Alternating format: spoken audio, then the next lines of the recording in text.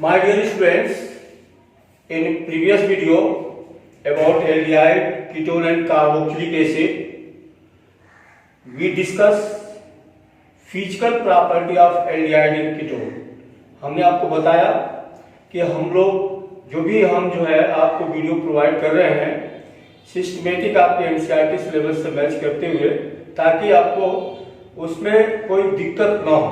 बस आप हमारा सहयोग करें, आप हमारी पोटेंशियल को बढ़ाएं, आप उसको सब्सक्राइब करें, लाइक करें, शेयर करें, दूसरों को भी शेयर करें, ताकि ज़्यादा से ज़्यादा आप शेयर करेंगे तो हमारी पोटेंशियल और बढ़ेगी। तो आज के इस वीडियो में हम लोग पढ़ने वाले हैं chemical property of aldehyde and ketone. हालांकि काफी बड़ा टॉपिक है जो एक ही वीडियो में पॉसिबल नहीं है, तो इसको हम 2 से 3 वीडियो में स्टेप टू स्टेप देंगे। लेकिन आज हम समझेंगे chemical property of aldehyde and ketone. तो हमारा आज का टॉपिक होगा chemical property of aldehyde and ketone. हमने आपको बताया था कि both aldehyde and ketone having carbonyl group like this, और हमने ये भी बताया था कि कार्बोनिल ग्रुप की वजह से दे आर पोलर है। Oxygen are more electronegative, attract electron towards itself, अपने तरफ खींचेगा। इस वजह से हम कहेंगे कि aldehyde and ketone are highly reactive in nature. Highly reactive निश्चित है कि अगर हाईली रिएक्टिव होगा तो मोर देन मोर कई प्रकार की केमिकल प्रॉपर्टीज हम पढ़ेंगे। तो पहले तो आपको ये जानना है कि जो भी एल्डिहाइड एंड कीटोन होंगे हाईली रिएक्टिव होंगे due to presence of carbonyl group. और चूंकि एल्डिहाइड और कीटोन में कार्बोनिल ग्रुप दोनों का सिमिलर है, तो मोस्टली इनकी जो केमिकल प्रॉपर्टी चलेंगे वो सिमिलर चलेंगे, सिमिलर केमिकल प्रॉपर्टी इनकी होगी। कहीं कुछ डिफरेंसेस होगा जहां वो रिएक्शन एल्डिहाइड देगा लेकिन कीटोन नहीं देगा, तो इसका डिस्कशन हम लोग करेंगे। तो अभी तो हम फिलहाल ये पढ़ रहे हैं कि aldehyde and ketone are highly reactive due to presence of carbonyl group which are polar group, और इस वजह से हम कहेंगे कि एल्डिहाइड और कीटोन की कई केमिकल प्रॉपर्टी होगी, जिसको हम कुछ स्टेप में डिस्कशन करेंगे। तो क्या क्या स्टेप होगा तो हम देखेंगे कि पहला इनका जो रिएक्शन होगा वो होगा nucleophilic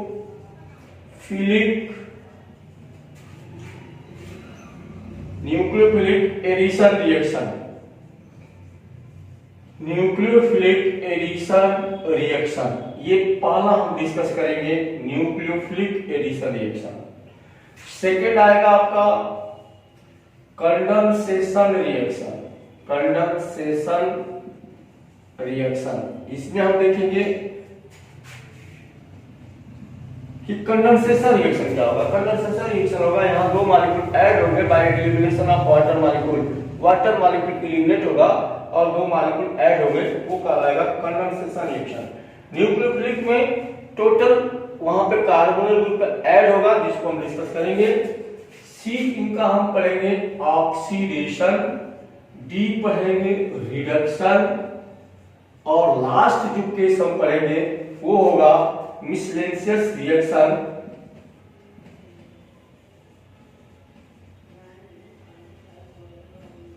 of aldehyde and ketone.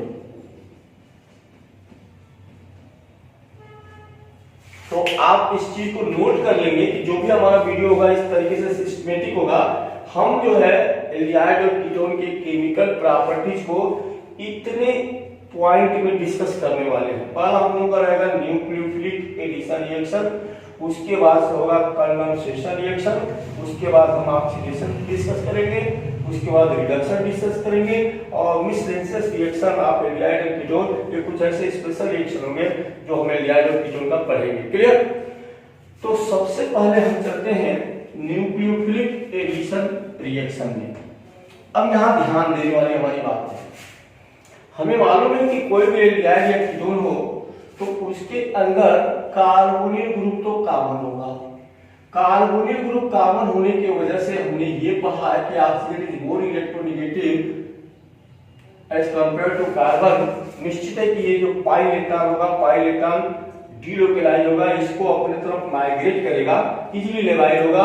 और इस वजह से आप देखोगे कि ये जो इलेक्ट्रॉन का डायवर्जन होगा इसके तरफ होगा और ये निगेटिव हो जाएगा पार्शियल और ये हो गया पॉजिटिव।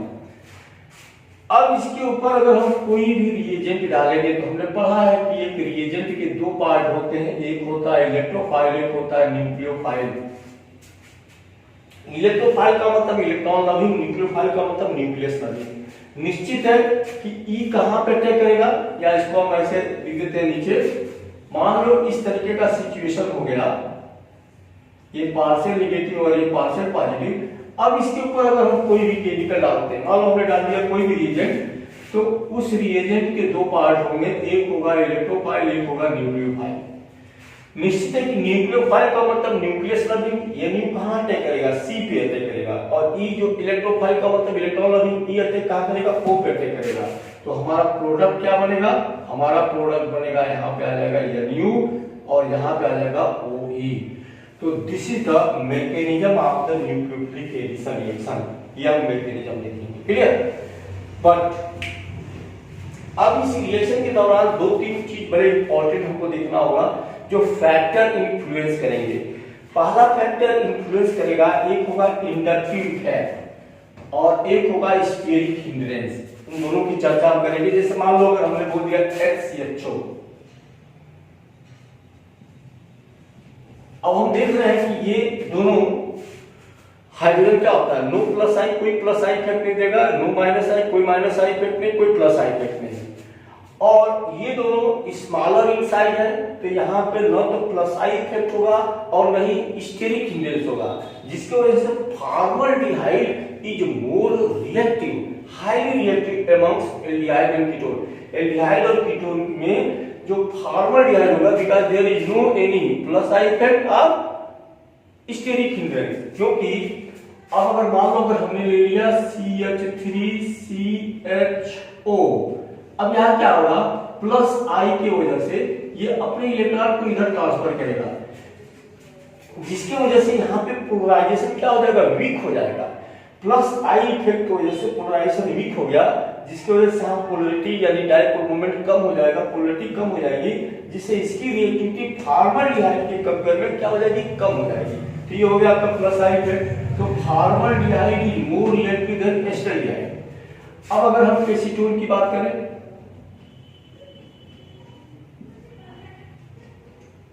अब यहां देखेंगे कि दोनों साइड में प्लस आई ग्रुप है, तो प्लस आई और प्लस आई होने की वजह से निश्चित है कि इलेक्ट्रॉन की डेंसिटी यहाँ पे बढ़ेगी, जिसकी वजह से इसका पोलराइजेशन क्या होगा, वीक होगा। इसका मतलब acetone is less reactive as compared to acetaldehyde, number एक। नंबर दो, ये बल्की ग्रुप आ गया। बल्की ग्रुप होने की वजह से यहाँ पे हिंड्रेंस पैदा करेंगे, सी के ऊपर जो भी न्यूक्लियोफाइल अटैक करेगा उसको हिंडर करेंगे, प्रिवेंट करेंगे, रोकेंगे। इसका मतलब acetone is less reactive than acetaldehyde. अब जैसे जैसे हम बल्की ग्रुप बढ़ते जाएंगे, जैसे मान लो अगर हमने लिख दिया CH3, यहाँ लिख दिया ट्वाइस, और ये लिख दिया CH3 ट्वाइस CH, और ये लिख दिया CO। अब यहाँ आप देखो कि यहाँ पे और बल्की ग्रुप बढ़ गए, due to presence of bulky group या स्टेरिक हिंड्रेंस, और स्टेरिक हिंड्रेंस की वजह से इसकी जो रिएक्टिविटी होगी इनसे भी कम हो जाएगी, यानी ये मोर रिएक्टिव हो जाएगा एज कंपेयर टू दिस, और ये रिएक्टिव हो जाएगा अगर मान लो हम यहाँ पे 3 एल्किल ग्रुप ला देते हैं,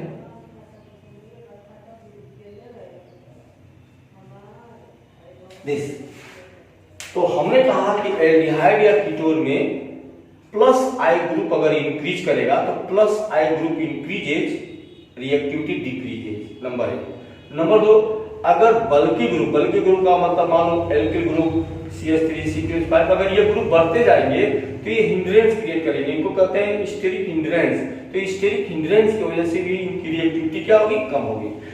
तो जो भी न्यूक्लियोफिलिक एडिशन रिएक्शन होगा या जो रिएक्टिविटी की बात आएगी, तो formaldehyde is more reactive as compare to other aldehyde and ketone. Reason, तो रीजन वही है कि यहाँ प्लस आई ग्रुप होने की वजह से इसका जो पोलरिटी होगी ये क्या हो जाएगी, वीक हो जाएगी, या पोलराइजेशन इसका कम हो जाएगा। तो ये आप अपने दिमाग में रखोगे कि हमसे अगर पूछा जाएगा कि why formaldehyde is more reactive as compared to other aldehyde and ketone, तो कहोगे कि there is no any plus I and no steric hindrance, they are more reactive, but in case of acetaldehyde, in case of acetone, in case of other due to presence of plus I group या due to steric hindrance their reactivity decreases, या आप अपने दिमाग में डालोगे। दूसरी बात हम ये देखेंगे कि अगर हमारा एरोमेटिक एल्डिहाइड है, कौन सा एल्डिहाइड है? Aromatic aldehyde. मान लो समथिंग ये आपका है एरोमेटिक एल्डिहाइड,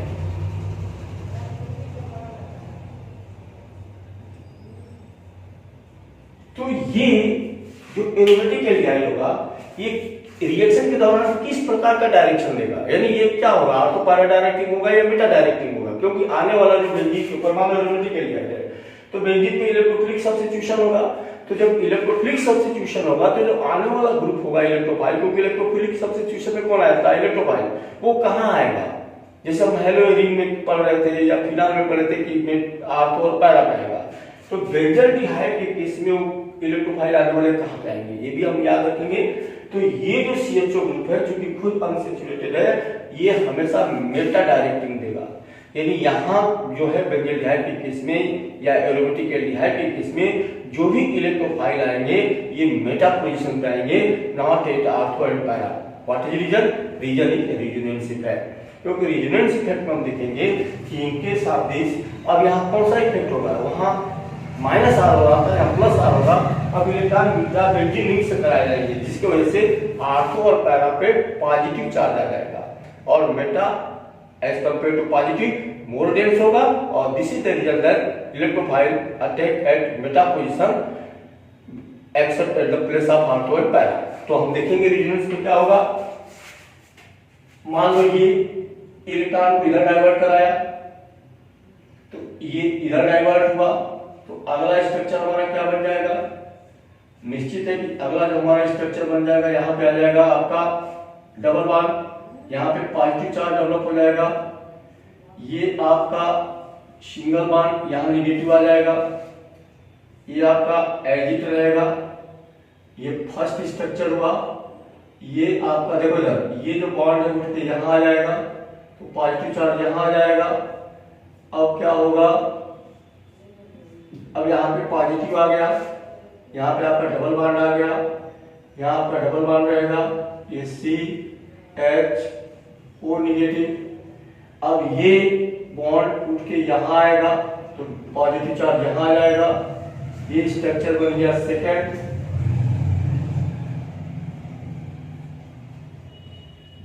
अब यहाँ पे पॉजिटिव चार्ज आ गया,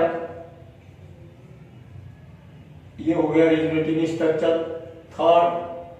अब क्या होगा, ये जो बॉन्ड है यहाँ आ जाएगा और ये यहाँ आ जाएगा, तो फाइनल स्ट्रक्चर आपका क्या हो जाएगा, ये यहाँ ये आपका फिर से बन गया CHO। तो resonating structure first second and third clearly indicate that in case of benzaldehyde ortho para and ortho are weak electron density या पॉजिटिवली चार्जेड, हेंस इलेक्ट्रोफाइल जिसको इलेक्ट्रॉन चाहिए ये आर्थो और पैरा पे नहीं आएंगे।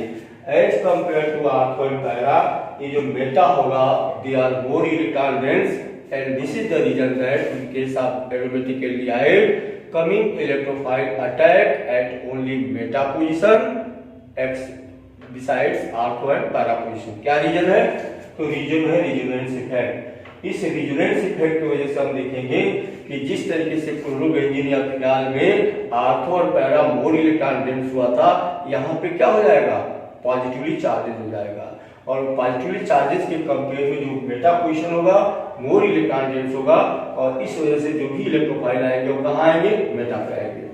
तो ये बात अपने दिमाग में आप लोग रखेंगे। अब हम चलते हैं न्यूक्लियोफिलिक एडिशन रिएक्शन के कुछ रिएक्शन पे।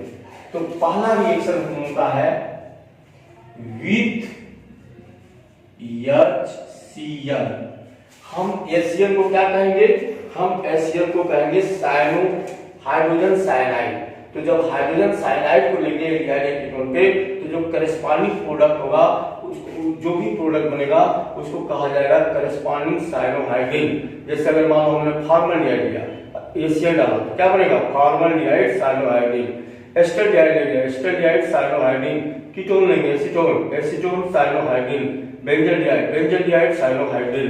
कैसे आप देखेंगे, मान लो हमने ले लिया CH3CHO ले लिया, या हमने ले लिया CH3CH3CO ले लिया, या हमने ले लिया C6H5CHO ले लिया, दैट इज बेंजल्डिहाइड। अब हमने डाल दिया HCl, हमने डाल दिया HCl। HCl क्या है ये हाइड्रोजन साइनाइड। क्या होगा, हमने कहा था कि किसी भी रिएजेंट में दो पार्ट होते हैं, electrophile nucleophile, electrophile nucleophile, electrophile nucleophile. ये आपका पॉजिटिव बनेगा, ये निगेटिव, ये पॉजिटिव, ये निगेटिव, ये पॉजिटिव, ये निगेटिव। यहाँ पे देखेंगे तो ये निगेटिव रहेगा और ये पॉजिटिव रहेगा। तो हमेशा ये जो निगेटिव होगा C पे अटैक करेगा, पॉजिटिव H पे अटैक करेगा। क्या बनेगा प्रोडक्ट CH3CNOH। यहाँ क्या बन जाएगा CH3CH3C, नीचे आ जाएगा Cl, सामने आ जाएगा OH। यहाँ क्या आ जाएगा C6H5CH, नीचे आ जाएगा Cl, सामने आ जाएगा OH। क्या बना, तो कहोगे कि when aldehyde and ketone treated with hydrogen cyanide undergoes nucleophilic addition reaction and converted into corresponding cyanohydride, like acetaldehyde converted into acetaldehyde cyanohydride, acetone converted into acetone cyanohydride, and benzaldehyde converted into benzaldehyde cyanohydride। Clear?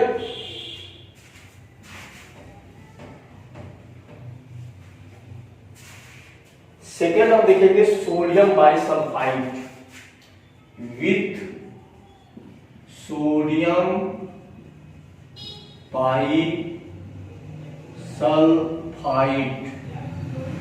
सबसे पहले हम देखेंगे कि sodium bisulphide ये होता क्या है, formula क्या होता है। तो हमने पढ़ा हुआ है NaHSO3 को हम कहते हैं सोडियम बाइसल्फाइड। SO3 सल्फाइड होता है, SO4 सल्फेट होता है, H लगा हुआ है, इसको हम बाई कहते हैं, तो सोडियम बाइसल्फाइड। क्लियर। अब अगर हम इसकी मैकेनिज्म देखें तो निश्चित है कि ये अगर टूटेगा तो ये नेगेटिव रहेगा और ये क्या रहेगा पॉजिटिव रहेगा। सपोज दैट मान लो हमने कार्बोनिल ग्रुप लिया, that is C double bond O लिया, निश्चित है कि पोलराइज होगा, ये भी बन जाएगा नेगेटिव और ये बन जाएगा पॉजिटिव। ऐसी स्थिति में अगर हम NaHSO3 डालते हैं तो सबसे पहले बाइसल्फाइड एडप्ट बनेगा। कैसे बनेगा, ध्यान दो, ये रहा नेगेटिव और ये रहा पॉजिटिव, ये ने कहां अटैक करेगा, O पे अटैक करेगा। क्या बनेगा ONA और यहां बन जाएगा बोलो SO3H। लेकिन ये एसिडिक हाइड्रोजन है और एसिडिक हाइड्रोजन इजीली अब यहां रीअरेंज होगा, रीअरेंज, और रीअरेंज का मतलब ट्रांसफर ऑफ प्रोटॉन। तो H आपका वहां आ जाएगा, ये यहां जाएगा, तो प्रोडक्ट क्या बन जाएगा COHSO3Na। तो करेस्पॉन्डिंग सोडियम बाइसल्फाइड बनेगा। एक बार मैकेनिज्म देखेंगे। सोडियम बाइसल्फाइड टूट के क्या देना चाहिए इसको, HSO3 नेगेटिव Na पॉजिटिव, और बिल्कुल यही होगा कि आपका Na पॉजिटिव इलेक्ट्रोफाइल हो गया, ये आपका न्यूक्लियोफाइल हो गया। न्यूक्लियोफाइल अटैक करेगा C पे, इलेक्ट्रोफाइल अटैक करेगा O पे, प्रोडक्ट इंटरमीडिएट बनेगा ONaSO3, जिसको हम बोलते हैं करेस्पॉन्डिंग एडिशन बाइसल्फाइड प्रोडक्ट, जो रीअरेंज होकर के ये प्रोडक्ट बनाएगा। ठीक है, करेस्पॉन्डिंग सोडियम बाइसल्फाइड इसका नाम होगा। जैसे अगर एसिटाल्डिहाइड लेते हैं तो कहेंगे एसिटाल्डिहाइड बाइसल्फाइड, एसीटोन लेंगे तो कहेंगे एसीटोन बाइसल्फाइड, जो भी लेंगे उसका नाम लिखेंगे और लास्ट में लिख देंगे बाइसल्फाइड। क्लियर। एग्जांपल देखें, जैसे मान लो अगर हमको बोले कि क्या होगा जब हम CH3CHO या CH3CH3CO या C6 H5CHO के ऊपर सोडियम बाइसल्फाइड डालेंगे, NaHSO3 डालेंगे या NaHSO3 NaHSO3। तो आपको करना क्या है कि पहला हमने क्या कहा कि बाई वे रूल तो यही है कि HSO3 को C पे अटैक करना चाहिए, Na को अटैक करना चाहिए क्योंकि इलेक्ट्रोफाइल Na है।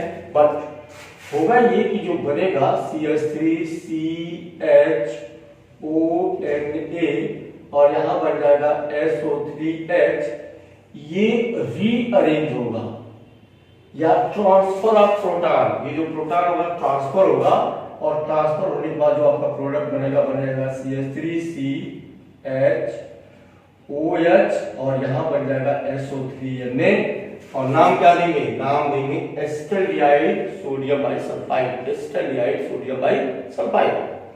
सेम चीज अगर यही रिएक्शन एसीटोन के साथ हो रहा है तो वही प्रोडक्ट बनेगा CH3CH3C।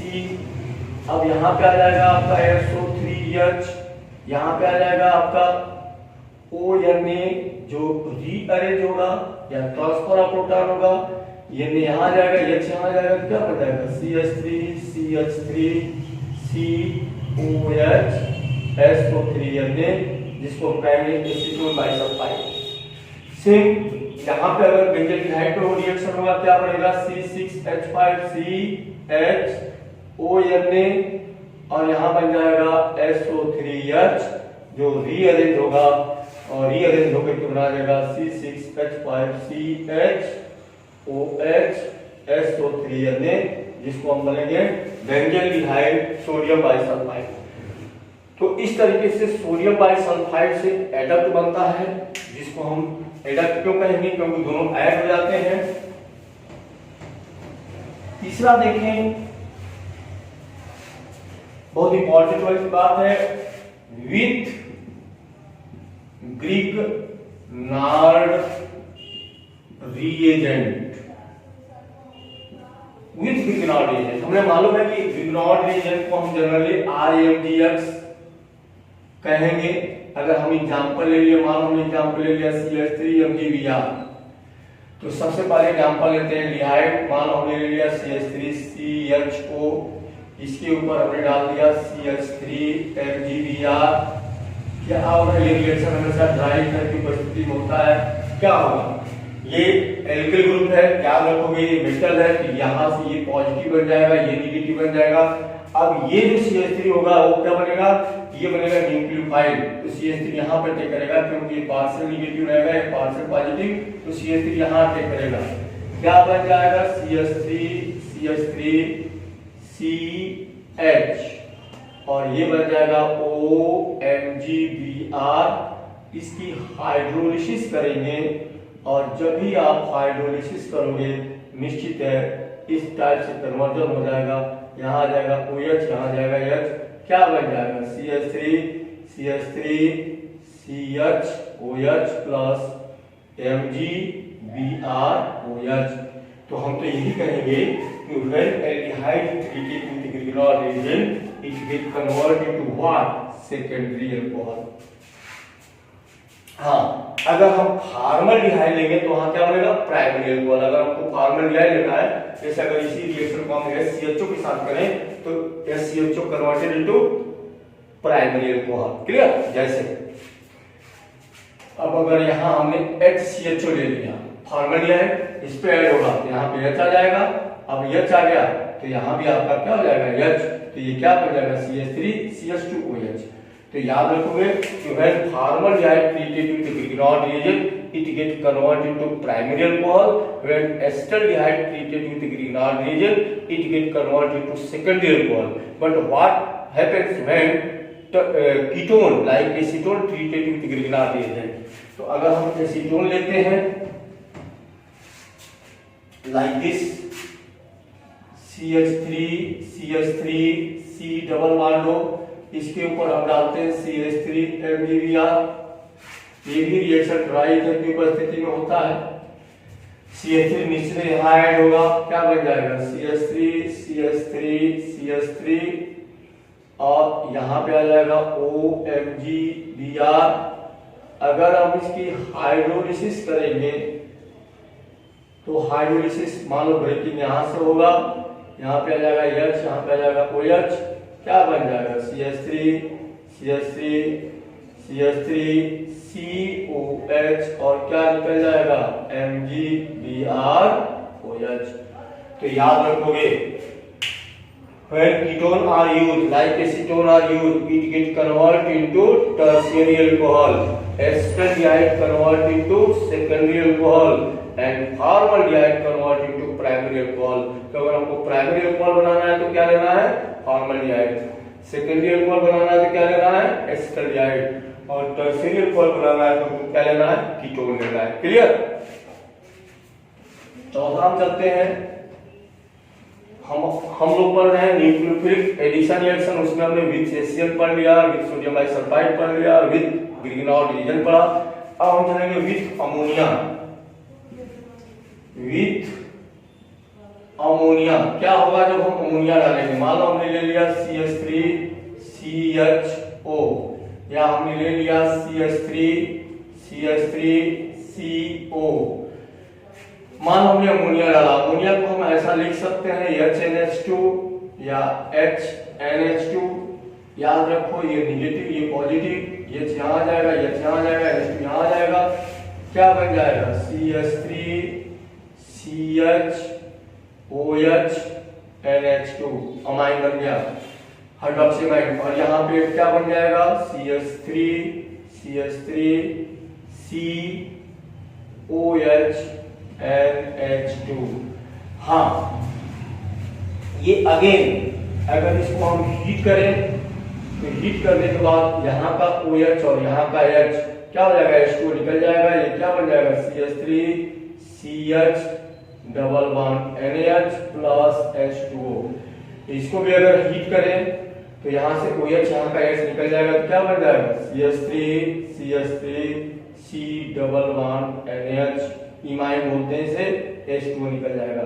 तो कहोगे कि both aldehyde and ketone undergo addition reaction with ammonia converted into corresponding hydroxyamine which on heating again converted into imine। Clear. NH group imine कहलाता है। लास्ट हम चल रहे हैं न्यूक्लियोफिलिक एडिशन रिएक्शन में विथ एल्कोहल। विथ एल्कोहल अगर हम monohydric alcohol लेते हैं, क्या ले रहे हैं मोनोहाइड्रिक एल्कोहल। जैसे मान लो हमने ले लिया है CH3CHO और इसके ऊपर हमने डाल दिया CH3OH। निश्चित है कैसा होगा प्रोनाउंसिएशन CH3O मिथॉक्साइड आयन और H आयन, ये अलग हो जाएगा, ये H पॉजिटिव हो जाएगा, नेगेटिव हो जाएगा, H पॉजिटिव कहां टेक करेगा, O पे टेक करेगा, ये कहां टेक करेगा C पे, क्या करेगा CH3CHOOCH3 इसे कहते हैं हेमी एसिटल। क्या कहेंगे hemiacetal OCH3 hemiacetal. But again इसको अगर हम ट्रीट करेंगे अगेन CH3OH से तो अब क्या होगा यहाँ का OH और ये OH यहाँ से H2O निकल जाएगा और क्या मिल जाएगा CH3CHOCH3OCH3 प्लस H2O इसे कहेंगे एसिटल। तो कहोगे कि aldehyde are converted with monohydric alcohol first converted into hemiacetal and again converted into acetal. तो हम कहेंगे कि अल्कोहल से ट्रीट करने के जो एल्डिहाइड है वो क्या बनाता है एसिटल डेरिवेटिव बनाता है, use two molecule of alcohol converted into acetal. पहले हेमी एसिटल बनाएगा उसके बाद एसिटल बनाएगा। अब हम कीटोन की अगर बात करें तो कीटोन एसिटल नहीं बनाता है, कीटोन एसिटल नहीं बनाता है। अगर हम कीटोन के ऊपर मोनोहाइड्रिक अल्कोहल डालते हैं लाइक दिस CH3CO और अगर मान लो हमने इसके ऊपर डाल दिया CH3OH क्या होगा, पोलराइजेशन यहाँ हो जाएगा, H यहाँ आ जाएगा, CH3 यहाँ आ जाएगा, क्या बन जाएगा CH3 ये आपका हो गया C, यहाँ पे आ जाएगा OH और यहाँ पे आ जाएगा OCH3। तो हम कहेंगे कि मोनोहाइड्रिक एल्कोहल के साथ कीटोन जो है एसिटल नहीं बनाएगा, but it react with cyclic, it react with dihydric alcohol converted into cyclic ketone, जिसको हम कीटॉल कहेंगे। क्या कहेंगे, कीटॉल कहेंगे साइक्लिक के साथ। जैसे हमने ले लिया CH3CO और हमने ले लिया dihydric alcohol like ethylene glycol CH2OH। देखो ये रिएक्शन होगा, किसकी उपस्थिति में होगा, ड्राई HCl। क्या हो जाएगा, यहाँ से H2 का एलिमिनेशन हो जाएगा और क्या बन जाएगा CH3CH3CO